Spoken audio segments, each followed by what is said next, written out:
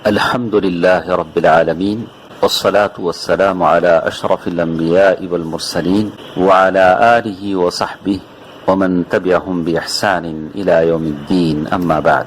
محترم حضرات و خواتین، دلوں کے اعمال کی اس گفتگو میں اخلاص کے تعلق سے بات کرتے ہوئے ہم یہ بتا رہے تھے کہ اخلاص کا فائدہ دنیا میں بھی انسان کو حاصل ہوتا ہے اور آخرت میں بھی انسان کو حاصل ہوتا ہے. جو باتیں دنیا میں حاصل ہوتی ہیں انہی اخلاص کے فائدوں میں سے یہ بھی ہے کہ انسان اس کا سینہ ہدایت کے لیے کھول دیا جاتا ہے اور اسے ایک طرح کی عجیب لذت، سعادت مندی دنیا میں حاصل ہوتی ہے اور مخلص انسان کی دعائیں بھی قبول ہوتی ہیں انشاءاللہ.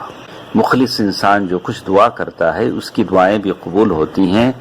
اسی کا ذکر شیخ نے اپنی کتاب صفحہ نمبر 90 میں کہا ما یجدہ صاحبہ من اجابت الدعاء وانشراح الصدر والسعادة الغامرة واللذة التي لا تدانيها لذة.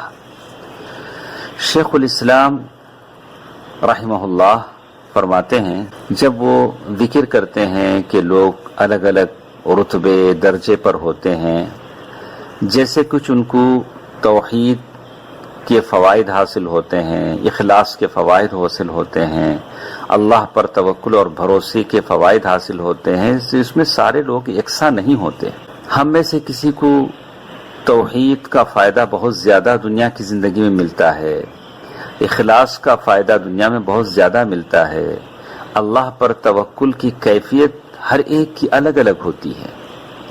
ہم میں سے کچھ ایسے ہیں جنہوں نے حقیقت میں اخلاص کو اپنے دل پر اتارا اور اللہ تبارک و تعالیٰ پر بھروسے کو، اللہ تبارک و تعالیٰ کی طرف ہر معاملے میں رجوع ہونے کو اور اللہ تبارک و تعالیٰ سے مدد چاہنے کو اور اللہ کے علاوہ جتنے ہیں ان سے اپنا تعلق ختم کر لیا. ایسے بہت سارے لوگ ہیں. اس لیے کہ اگر ہم لوگوں سے تعلق بناتے جائیں، لوگوں سے امیدیں باندھتے رہیں، لوگوں کے مالوں میں ان کی توجہ میں طمع اور حرص کو جگائے رکھیں کہ ان سے ہم کو کوئی نفع پہنچے، ان سے ہماری کوئی تکلیف دور ہو، تو بہت جلد ان تمناؤں پر پانی پڑ جاتا ہے. ہماری یہ تمنائیں پوری نہیں ہوتی، یہ مقصود ہمارا حاصل نہیں ہوتا، یہ مقصود ختم ہو جاتا ہے. کیوں؟ اس لیے کہ جس بات کی ہم خواہش کر رہے ہیں اس بات کو پورا کرنے سے یہ لوگ عاجز ہیں، مخلوق ہیں. ہم ان سے مال چاہتے ہیں، مال وہ نہیں دے سکتے، ان کے ہاتھ میں مال نہیں ہے. ہم ان سے عزت چاہتے ہیں، توجہ چاہتے ہیں، وہ لوگ نہیں دے سکتے اس لیے کہ اس کے مالک نہیں ہیں. وَإِمَّا لِإِنصَرَافِ قُلُوبِهِمْ عَنْ، کبھی ایسا بھی ہو سکتا ہے کہ کچھ نہ کچھ دے دیں اور کچھ ہماری مراد پوری کر دیں، لیکن ان کے دل ہم سے پھر جانے کی وجہ سے وہ نہیں کر سکتے.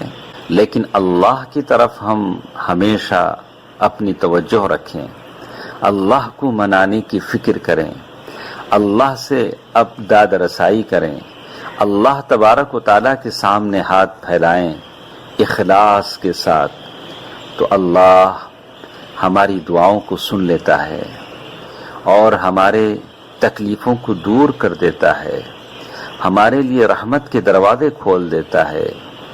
تو میری اور آپ کی مثال تب ایسی ہو جائے گی کہ ہم نے توکل کی حقیقت کو جان لیا کہ اللہ پر توکل بھروسہ کیا ہوتا ہے، اور اللہ تبارک و تعالیٰ ہی سے ہم پکاریں، کسی اور سے نہیں.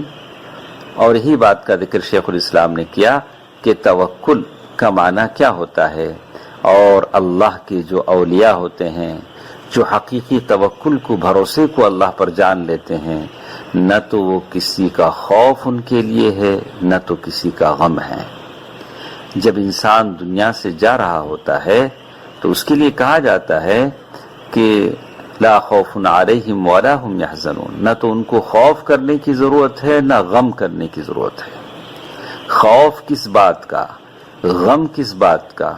خوف اس بات کا کہ آدمی دنیا چھوڑ کے جا رہا ہے، آنکھوں کے سامنے موت کا منظر ہے، اور اسے ساری چیزیں نظر آ رہی ہیں، ابھی ملک الموت پہنچ رہے ہیں تو اسے ڈر سا لگا ہے، ابھی وہ اپنا گھر کا نرم بستر چھوڑے گا اور سنسان قبرستان اور قبر جہاں وہ رہے گا جب تک اللہ تعالیٰ اسے وہاں سے نہ اٹھائے، پھر حشر ہے اور پھر پل صراط ہے، میزان ہے، اور ایسے بہت سارے مراحل ہیں، تطائر الصحف ہے، نام اعمال دینے کی بات ہے، یہ ساری چیزیں آگے آنے والی ہیں، اس کے بارے میں وہ ڈر رہا ہے، اور غم اس بات کا ہے کہ وہ دنیا سے جا رہا ہے، بیوی بچوں کو چھوڑے جا رہا ہے، اور زندگی بھر کا کمایا ہوا مال چھوڑے جا رہا ہے، دوست احباب علائق سارے تعلقات کو چھوڑے اب وہ جا رہا ہے، اور جہاں اسے پورا حساب و کتاب دینا ہے۔ لیکن یہ دونوں چیزیں مومن کے لیے نہیں ہوں گی، اللہ کے اولیاء کے لیے نہیں ہوں گی، جو صحیح معنی میں اخلاص کو اپنا لیں، توکل کو اپنا لیں۔ یہ فائدہ ہے جو انسان کو زندگی میں حاصل ہوتا ہے، اور جو صحیح معنی میں جو اخلاص کو اپنے دل میں اتار لے، اللہ تبارک و تعالی اسے یہ فائدہ ضرور دیتے ہیں۔ اللہ تبارک و تعالی نے اسی کا ذکر کہا، قل بفضل اللہ وبرحمتہ فبذلک فلیفرحوا هو خیر مما یجمعون۔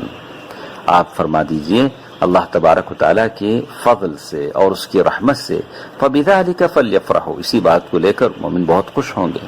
وخیر مما یجمعون، یہ بہت بہتر ہے جس چیز کو لوگ جمع کر رہے ہیں۔ تو آدمی کا دل آرام پاتا ہے، اور پھر اس کی وہ آخری تمنا ہے کہ آدمی اللہ تبارک و تعالیٰ کی رضا حاصل کر دے۔ یہ فائدے ہیں جو انسان کو حاصل ہوتے ہیں۔ اور ساتھ ساتھ ایک اور چیز جس میں بتایا گیا کہ اخلاص کے دنیا کا فائدہ کیا ہوتا ہے، تو کہا استقامت احوال المجتمعات وصلاح الراعی والرعیہ، یعنی سارا معاشرہ سدھر جاتا ہے، اور راعی اور رعیہ یعنی جو قوموں کو لیڈ کرتے ہیں، قوموں کے سردار ہیں، وہ بھی اچھے ہو جاتے ہیں اور قومیں بھی سدھر جاتی ہیں۔ سارے معاشرے میں، سارے مجتمعات میں، ساری جگہ سب صحیح راستے پر آ جاتے ہیں۔ اسی لیے کہا فَإِذَا صَلَحَتْ نِيَّاتُ النَّاسِ صَلَحَتْ أُمُورُهُمْ، جب لوگوں کی نیتیں اچھی ہو جاتی ہیں تو معاملے بھی اچھے ہو جاتے ہیں۔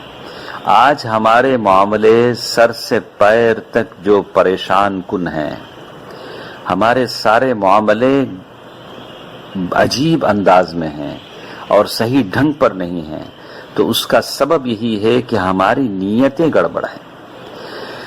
اگر نیتوں کو ٹھیک کر لیں تو پھر معاملوں کو ٹھیک کرنے والا خود بخود سارے معاملے ٹھیک کر دے گا۔ اللہ کے پاس کوئی کام مشکل نہیں ہے۔ آج ہم لوگ سوچتے ہیں کہ پتہ نہیں کیا ہوگا، یہ بیماری کب ختم ہوگی، کب ہم سکون کے ساتھ پھر ایک بار اپنے عبادات کو انجام دے سکیں گے، اپنے معاملات کو انجام دے سکیں گے۔ اللہ کے پاس کوئی چیز مشکل ہے؟ انما امرہ اذا اراد شیئا ان یقول له کن فیکون۔ اللہ تبارک و تعالیٰ کا امر کسی چیز کے لیے ہے، کن فیکون، ہو جا تو ہو جاتی ہے۔ تو انشاءاللہ کل کے درس میں ہم سنیں گے کہ نیت اگر اچھی ہو جائے تو میرا اور آپ کا سارا معاملہ اچھا ہو جائے۔ تو انشاءاللہ اس کی تفصیل کل کے درس میں ہم سنیں گے کہ کیسے یہ ہو سکتا ہے کہ اپنی نیت میں اچھی بنا لوں، میرے بگڑے معاملات، میرے بگڑے کام سدھر جائیں۔ اللہ تعالیٰ مجھے اور آپ کو عمل کی توفیق دے، آمین۔ والسلام علیکم ورحمۃ اللہ وبرکاتہ۔